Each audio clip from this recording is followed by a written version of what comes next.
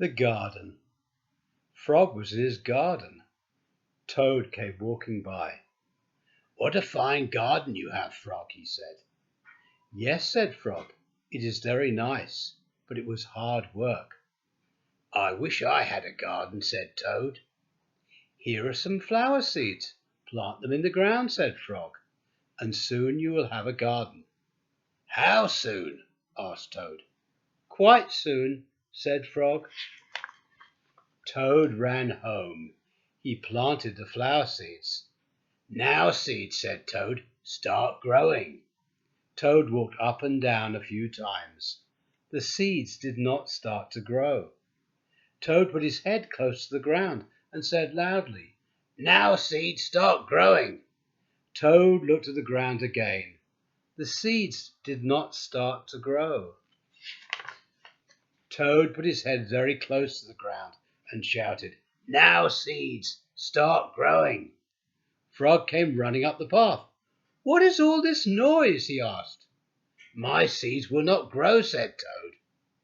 "You're shouting too much," said Frog. "These poor seeds are afraid to grow." "My seeds are afraid to grow?" asked Toad. "Of course," said Frog. "Leave them alone for a few days. Let the sun shine on them. Let the rain fall on them. Soon your seeds will start to grow." That night Toad looked out of his window. "Drat!" said Toad. "My seeds have not started to grow. They must be afraid of the dark." Toad went out to his garden with some candles. "I will read the seeds a story," said Toad. "Then they will not be afraid." Toad read a long story to his seeds. All the next day Toad sang songs to his seeds. And all the next day Toad read poems to his seeds. And all the next day Toad played music for his seeds.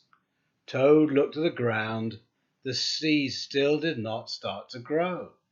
"What shall I do?" cried Toad. "These must be the most frightened seeds in the whole world." Then Toad felt very tired, and he fell asleep. "Toad, Toad, wake up!" said Frog. "Look at your garden." Toad looked at his garden.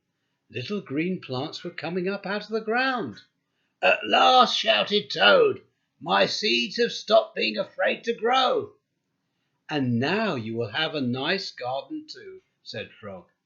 "Yes," said Toad, "but you were right, Frog. It was very hard work."